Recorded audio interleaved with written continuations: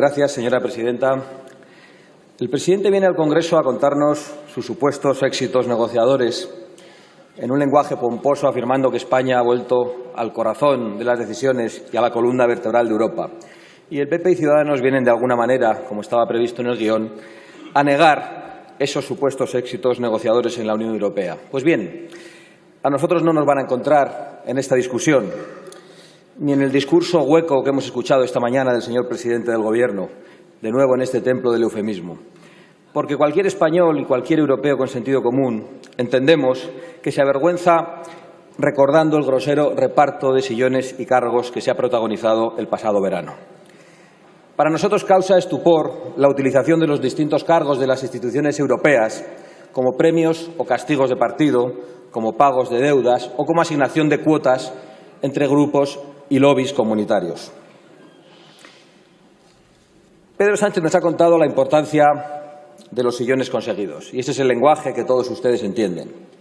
Pero más allá de los partidos y de los grupos de interés, lo cierto es que a los europeos les da igual que la Comisión esté liderada por Juncker, por von der Leyen, por Weber, que Lagarde suceda a Draghi o que el Mr. PESC sea el señor Borrell o cualquier otro. Por cierto, enhorabuena, señor Borrell. Pero realmente pensamos que ningún ciudadano europeo notará la diferencia, salvo que viva del presupuesto comunitario o participe del juego de poder de las oligarquías europeas.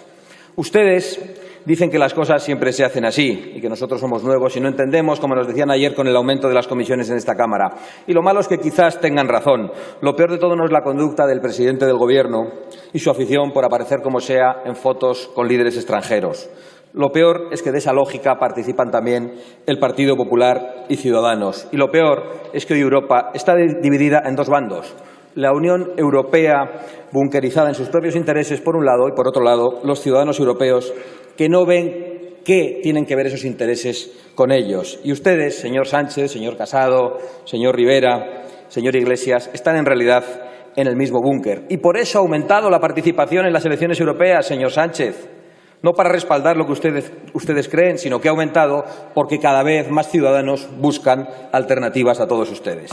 Por eso la discusión hoy aquí no puede esconder el hecho de que lo importante ustedes coinciden. Profundizar en la Europa de bloqueo y del fracaso, en las fórmulas burocráticas, oligárquicas y despóticas que han llevado a la Unión Europea a la situación de fracaso actual. Incluso en el fragor del debate hoy, el señor Casado decía que usted defiende las mismas políticas migratorias que defienden ellos. Efectivamente, 24 millones más de euros para MENAS ha anunciado la Comunidad de Madrid ayer mismo. Y defiende el señor Casado, como es lógico, porque fue su portavoz, al señor Mariano Rajoy, un registrador de la propiedad que llegó a decirnos que él no creía en las fronteras. Observen con detenimiento las votaciones en el Parlamento Europeo o las iniciativas de la Comisión en las cuestiones de fondo. Y yo creo que tendrán que reconocernos que ningún ciudadano será capaz de distinguir entre la Unión Europea de Sánchez, la del señor Casado, la del señor Rivera o la del señor Iglesias. Más burocracia institucional, más intervencionismo económico, ideológico y más ingeniería social. Y por eso hoy el señor Rivera y el señor Casado han salido a esta tribuna no a hablar de Europa. No podían hablar de Europa, sino de otras muchas cosas, porque en Europa fundamentalmente coinciden con el señor Sánchez. Y por eso salían hoy a acusar de electoralismo al señor Sánchez, pero han hablado aquí de muchas otras cuestiones que nada tenían que ver con el objeto de la comparecencia. Y a mí, señor Casado, me parece muy bien que estén ustedes de acuerdo. Lo que no se entiende es por qué no van juntos a las elecciones. En lugar de ese España Suma que andan proponiendo a diestro y siniestro y en el que no están de acuerdo ni ustedes mismos, propongan el Bruselas Suma y se juntan todos ustedes. Señorías, de lo expuesto por el presidente del Gobierno se desprende algo que ya sabíamos, y es que España vuelve a orbitar alrededor de nuestro vecino francés, que no sabemos si es socio de usted o del señor Rivera, supeditando de nuevo nuestros intereses y aceptando las obras del reparto franco-alemán. Y eso tampoco es original el señor Sánchez, porque ya lo hicieron Rajoy y Zapatero. El caso es que nosotros creemos que España puede ser algo más en Europa que los obedientes botones de París y de Berlín. Creemos que España debe ser respetada en Europa, algo que ahora, por desgracia, no sucede, porque ¿cómo es posible, ya se ha dicho en esta Cámara esta mañana, que un golpista como Puigdemont siga tan campante residiendo en el país que acoge al gobierno de los europeos? ¿Ustedes no ven la afrenta o es que les da igual? Y, por cierto, señor Casado, el señor Puigdemont se le escapó al señor Rajoy. Al señor Rajoy, que defendió la posición del tribunal alemán y de la ministra de Justicia alemana cuando se negaron a entregarnos a Puigdemont. Al mismo señor Rajoy. Nosotros decimos lo que no pocas señorías piensan en privado. La Unión Europea es hoy una máquina descontrolada y voraz.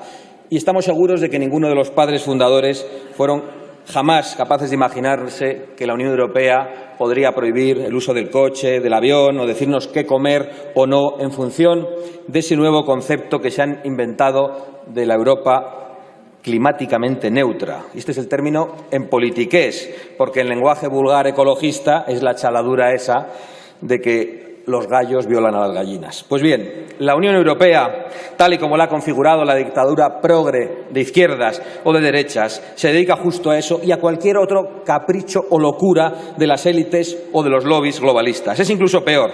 Esas oligarquías europeas han dado la espalda a los europeos, traicionando la democracia. Y ante los problemas que ellas mismas crean, señalan otros culpables. A veces el culpable es Víctor Orbán, otras veces es Matteo Salvini, otras veces, está más lejos, es Donald Trump o es Boris Johnson en este momento, o son los polacos, pero los culpables siempre son los otros. No hay ningún espíritu de autocrítica en esas oligarquías. Nunca esas oligarquías europeas que ustedes apoyan hacen la más mínima autocrítica. Incluso han llegado a criminalizar a las naciones soberanas, a los europeos, en definitiva, cuando dicen no a sus proyectos. Están tan ciegas esas oligarquías que una de las grandes potencias ha decidido bajarse del barco y ni siquiera eso les hace reflexionar. Y nadie ha señalado aquí lo evidente. El Brexit no es la causa de nuestros males, es la consecuencia de una deriva comunitaria suicida y errónea. Y esas oligarquías europeas han venido a decirnos ahora que el pueblo británico ha sido engañado, nos lo ha dicho el señor Sánchez, que es un pueblo ignorante, que es malvado, en vez de pensar que se ha hecho mal para que los británicos se quieran marchar. Claro que también hay que decir que los gobernantes británicos fueron entusiastas, promotores de muchos de los grandes errores de la Unión Europea, por ejemplo, de las avalanchas migratorias, cuyas consecuencias padece ahora un Londres que ya es irreconocible. Y en este tema del Brexit, mucha palabrería sobre Gibraltar, señor Sánchez, pero todos lo han olvidado durante décadas, porque todos ustedes han abandonado el campo de Gibraltar, convirtiendo a esa zona, antes próspera, en un territorio colonizado desde el Peñón que impide su desarrollo económico. Y el Peñón es hoy únicamente una base militar y una sede de contrabandistas y de piratas fiscales. Más de 300 millones le cuesta al año a la Hacienda española solo el contrabando de tabaco. Pues en vez de pensar en cómo revertir esta situación, ustedes solo obedecen a los amos de Bruselas para lograr que el Reino Unido continúe en la UE y, por lo tanto, que las poblaciones cercanas a Gibraltar continúen en la ruina. Y solo piensan en cómo puede mantener Gibraltar como rehenes a los trabajadores españoles, a esos 9.000 trabajadores, en vez de pensar en cómo les ofrecemos un futuro laboral en el campo de Gibraltar. Señorías, todos sabemos o intuimos que vienen tiempos de incertidumbre en lo económico, en lo social y en la convivencia en Europa, y quizás sea eso lo único en lo que estemos de acuerdo.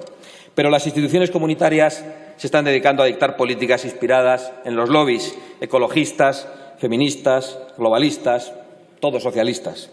Mientras se dedican a estas distracciones, la economía se retrae, las fronteras se disuelven y hay soldados europeos en las calles blindando monumentos y muy pronto protegiendo mercadillos navideños una vez más.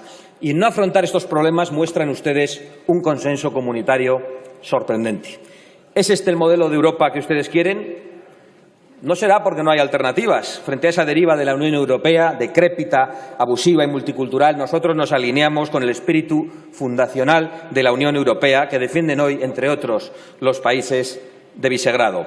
Un modelo que económicamente está creciendo, que genera seguridad en la sociedad, que apoya a las familias y que defiende los valores que sí son genuinamente europeos y no los de la sociedad multicultural que ustedes nos quieren imponer y que, por cierto, ya está dando sus primeros frutos en Barcelona. Nosotros, esos a los que el señor Sánchez ha dibujado como los enemigos de Europa, queremos el modelo de los fundadores de la Unión Europea, un club donde las naciones quieran estar y no un lugar donde se persigue, una especie de pacto de Varsovia, donde se persigue al que se quiere marchar.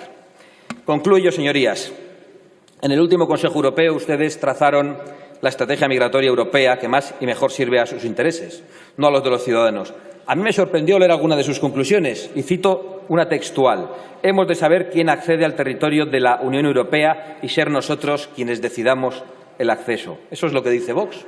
Y cuando lo decimos nosotros, se echan las manos a la cabeza y nos llaman xenófobos. ¿Saben por qué? Porque eso que dicen no se han planteado ustedes cumplirlo. Son unos maestros del cinismo. Señorías, no cuenten con nosotros para participar en esta política de camarillas. Nosotros queremos y defendemos una Europa fuerte y libre de naciones soberanas que cooperen libremente y que puedan defender a sus trabajadores, a sus empresas, a sus campos, su cultura y su forma de vivir. Ese es el camino y eso es lo que vamos a defender en esta legislatura o en la próxima, si ustedes quieren convocar elecciones. Pero aquí seguiremos para seguir defendiendo las mismas cosas. Mientras tanto, usted, señor Sánchez, se limita una vez más a leer aquí el informe del Consejo, no lo que usted ha dicho, para defender a España y a los españoles. De nuevo, un presidente que viene a leernos lo que le han dictado en Europa. Muchas gracias.